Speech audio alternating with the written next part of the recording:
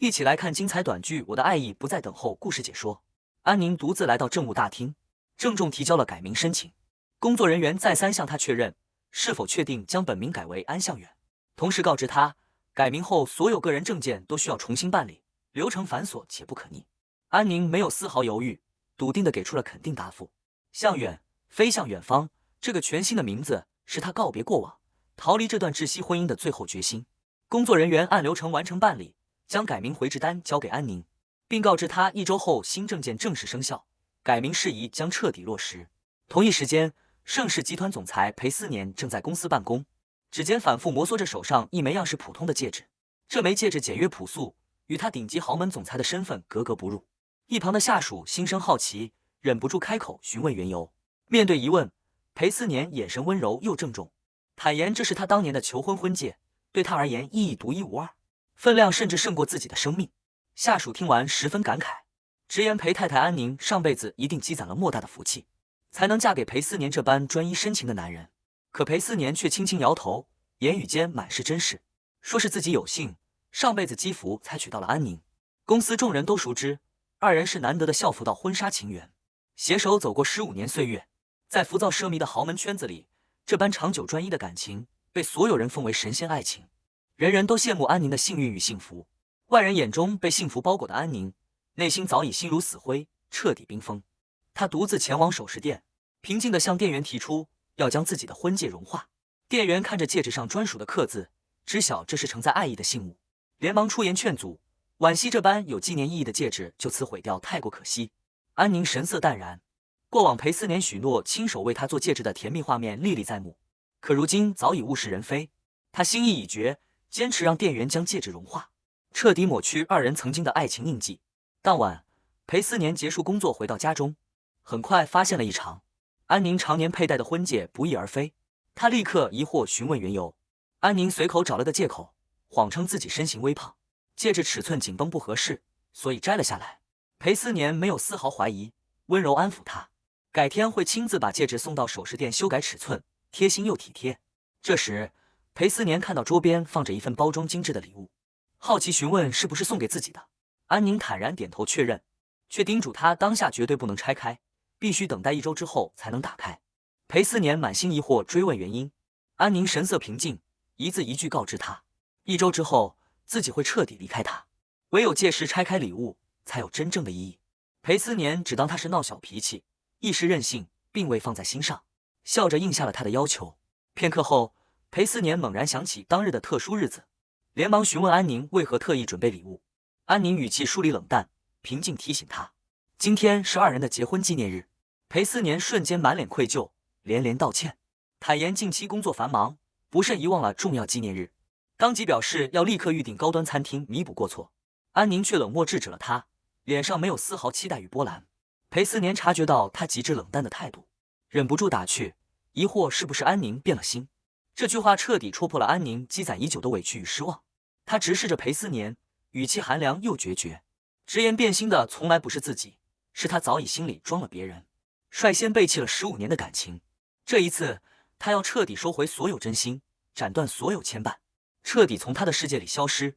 裴思年瞬间慌了神，连忙低头认错，温柔哄劝，极力挽回局面。他热情推荐新开的西餐厅，提及安宁最爱的煎鹅肝，想要弥补纪念日的遗憾。面对他刻意的温柔，安宁始终沉默冷淡。就在裴思年不停自责致歉时，他的手机突然响起，他告知安宁是工作电话，简单接听后便回来陪他，让他稍作等候。可这通电话根本不是工作事宜，而是暧昧对象林静打来的。电话那头的林静声音温柔黏腻，亲昵地称呼他，言语间满是思念与不舍。裴思年对待他的语气是安宁许久未曾见过的宠溺温柔。他轻声安抚撒娇的林静，承诺次日上班空闲时好好陪伴他，还透露自己为他准备了惊喜。随后便以有事为由挂断了电话。这一幕隐秘的暧昧被安宁尽收眼底，尽数听清，极致的失望与恶心瞬间席卷全身。他强压着翻涌的情绪，冷冷质问裴思年，竟敢当着自己的面和别的女人暧昧纠缠，自以为隐藏的天衣无缝，过往所有的疑虑全部涌上心头。他终于看清自己一直活在他精心编织的谎言里。情绪崩溃之下，安宁一阵反胃，忍不住咳嗽干呕。裴思年见状立刻收敛神色，关切询问她的身体状况。安宁强撑着不适，只说自己胃不舒服，想要立刻回家休息，拒绝了他去医院检查的提议。原本温馨的结婚纪念日晚餐彻底泡汤，可裴思年依旧没有察觉他心底的决绝，还温柔提议让他次日来公司找自己，二人再抽空弥补遗憾。安宁只觉得无比讽刺，冷笑着反问他，自己去公司是不是要看他和别的女人温存亲密，打断他的好事？裴思年始终回避自己的过错，语气敷衍的调侃，若是他愿意等，或许要在办公室等很久。安宁神色毫无波澜，平静表示自己最不缺的就是时间，愿意等他下班一同回家。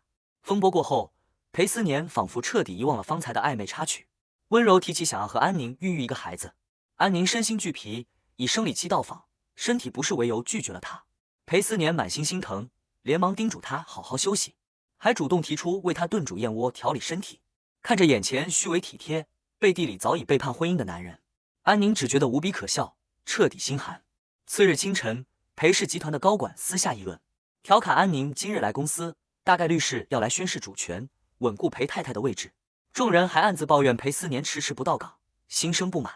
不久后，裴思年签收了一份跑腿送达的物品，简单处理后便打发走了跑腿人员。闲暇之时，安宁轻声询问裴思年是否相信7年之痒。裴思年毫不犹豫地否定，直言所谓的7年之痒只是男人移情别恋的借口，自己这辈子只会深爱安宁一人，绝不会变心。为了佐证真心，他甚至立下毒誓，若是自己变心，甘愿天打5雷轰，不得好死。安宁看着他信誓旦旦的模样，心底满是嘲讽，反问他难道不怕誓言成真？裴思年态度坚定，直言自己句句真心，无所畏惧。随后他准备动身前往公司，霸气宽慰安宁，公司员工皆是无关紧要之人，随时可以辞退，唯独安宁是他唯一珍视，绝不愿辜负的人。安宁敏锐捕捉到他话语中的漏洞，直言他舍不得的从来不是一众员工，而是某一个特定的人。裴思年微微一怔，随即笑着提起年少往事，回忆起自己当年第100次向安宁告白的执着。当年的他扬言就算被拒绝，也会坚持第101次告白，绝不放弃。正是这份纯粹的执着打动了安宁，让她点头答应。彼时他也曾发誓要让安宁成为全世界最幸福的女人，可年少的赤诚誓言终究抵不过岁月消磨与人心易变。安宁来到裴氏集团探望裴思年，公司员工都深知裴思年对妻子的极致宠爱，纷纷热情招待。众人记得裴思年时常念叨安宁爱吃奶茶、小蛋糕，主动提出出门采购。还有员工打趣，裴思年曾说安宁微胖，连婚戒都戴不上了，引得同事纷纷打圆场，调侃是婚戒缩水，并非安宁身材走样。众人围着二人打趣，直言裴思年最大的软肋就是安宁，只要安宁开心，裴思年便心情愉悦，全员都能跟着顺遂。裴思年坦然认可，温柔叮嘱员工好好善待安宁。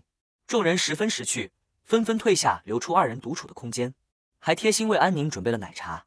不料一名员工不慎失手，将奶茶洒在了安宁的衣服上，员工瞬间惊慌失措，连连道歉。裴思年脸色瞬间沉下，语气严厉地呵斥对方，直接下令让其滚出去。安宁十分淡然，连忙开口阻拦，告知对方并无大碍，无需苛责。裴思年这才收敛怒气，温柔询问他是否需要更换新衣，被安宁平静拒绝。安抚好安宁后，裴思年告知他自己下载了新电影，开完会便回来陪他观影、吃午饭，随后便前往会议室。裴思年离开后，员工们再次私下议论，揭露了他的隐秘私情。众人皆知裴思年与助理林静往来暧昧，甚至多次相约天台私会。此次安宁突然到访公司，打乱了二人的计划，只能临时更换碰面地点。员工私下闲聊透露，裴思年和林静此前在外独处整整1天。次日林静上班时神色萎靡，状态极差，足以证明二人相处亲密。有人感慨豪门老板大多身边有暧昧异性，打工者只需安分守己即可，不必多管闲事。也有人小声提醒，应当留意老板娘的情绪，却被旁人劝阻，直言安宁单纯好哄，些许零食奶茶便能安抚。裴思年权势滔天，只要他刻意隐瞒，安宁永远不会知晓他家中红旗不倒，外面彩旗飘飘的行径。公司天台之上，林静对着裴思年撒娇示弱，委屈抱怨自己刚刚被他当众呵斥，心里十分难过。裴思年语气带着纵容，低声反问他，本就喜欢自己这般强势的模样。随后他收敛温柔，严肃叮嘱林静待在原地，不许随意走动。没过多久，安宁拿着裴思年遗落的手机，独自走上了天台。裴思年见到安宁突然出现，瞬间神色慌张，强装镇定询问他的来意。安宁平淡告知自己是专程来送他落下的手机。裴思年立刻编造借口，谎称自己工作压力太大，上天台透气放松。安宁目光落在一旁的林静身上，平静询问他为何也在天台。裴思年连忙辩解，称二人正在对接私密工作，需要单独沟通。林静也立刻附和，声称部分专属工作只能和裴思年单独商议。安宁看着二人默契遮掩，互相打掩护的模样，心底毫无波澜，只是淡淡点头，轻声让二人继续工作，自己不再打扰。随后转身离开。安宁走后，裴思年瞬间卸下所有伪装，对着林静大发雷霆，严厉斥责他不听叮嘱，擅自露面。他再三警告林静，二人的关系绝对不能被安宁知晓，一旦败露，定会让他付出惨痛代价，死无葬身之地。可林静毫无畏惧，反而刻意挑衅，直言他越是隐瞒，自己便越要让安宁得知一切。裴思年怒火暴涨，厉声警告所有执勤下属，若是此事泄露，全员离职。一旁的下属连忙连连保证会严格保密，绝不泄露分毫。此时的安宁早已悄悄做好了彻底离开的所有准备。他提前联系航空公司，成功预定了1周后飞往挪威的单程机票。工作人员向他确认出票信息，并询问是否需要准备额外证明材料。安宁明确告知，只需携带护照即可，无需其他手续。回到家中，裴思年无意间看到安宁的护照，心生疑惑，连忙询问用途。安宁不动声色撒谎，谎称是朋友遗失护照，前来咨询补办流程。裴思年听闻后彻底放下心来，还打去后怕，以为他要独自出国抛下自己。看着他假意深情的模样，安宁满心恶心。他身上沾染的陌生香水味，时时刻刻都在提醒他这场婚姻的背叛与虚伪。裴思年丝毫没有察觉安宁的疏离与厌恶，还自顾自关心他的身体。得知他近期肠胃不适，当即暴怒，扬言要开除照顾不周的佣人。安宁冰冷制止他，明确让他不要靠近自己，直言只要闻到他身上的陌生气味，自己就会生理性反胃呕吐。裴思年误以为是自己的香水味道让他不适，温柔承诺会立刻更换香型。安宁满心悲凉，清晰告知他，问题从来不是香水，而是他无休止的背叛与不忠。公司员工那句男人在外逢场作戏，只要瞒着家里人便无伤大雅的话，反复在他脑海回荡。他终于彻底看清，裴思年一直将他当成单纯好骗的傻子，而他早已看透所有谎言，再也不会自欺欺人。长期的情绪压抑与精神内耗彻底拖垮了安宁的身体。他因频繁呕吐前往医院检查，最终被确诊为情绪性肠胃炎。医生告知，病症源于长期巨大的精神刺激与情绪压力，导致肠胃功能紊乱。同时再三叮嘱，后续必须长期静养，杜绝所有情绪波动，否则病情会持续恶化。裴思年看着诊断报告，满心愧疚自责，清楚是自己的所作所为，才让安宁承受这般身心折磨。可就在他陪伴安宁休养时，林静的电话突然打来，温柔告知裴思年自己已经怀孕，并且报备了自己所在的市医院妇产科地址。得知消息的裴思年神色大变，瞬间慌乱不已。他立刻向安宁编造借口，称公司有紧急文件需要本人签字，经理已经送到医院楼下，自己签完字立刻回来陪伴他。安宁平静应允，没有丝毫阻拦。一旁的路人看着他匆忙离去的背影，还由衷羡慕安宁，夸赞裴思年极致宠妻。殊不知这份深情的背后，全是赤裸裸的背叛与谎言。早在养病期间，安宁就已经默默备好离婚协议书。他早已咨询清楚，这份协议无需男方签字，只要二人分居满2年，婚姻关系便会自动解除。15年的感情，他早已下定决心彻底斩断，绝不回头。怀有身孕的林静愈发嚣张，主动找到安宁挑衅。他故作柔弱炫耀，声称自己只要一通电话，裴思年便会立刻奔赴他的身边。今日之所以无暇陪伴安宁，也是因为自己。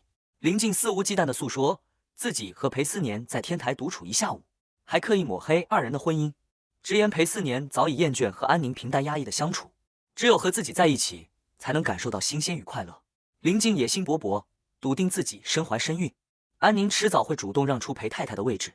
面对他的嚣张挑衅，安宁神色淡然，毫无怒意，平静表示可以直接将位置让给他。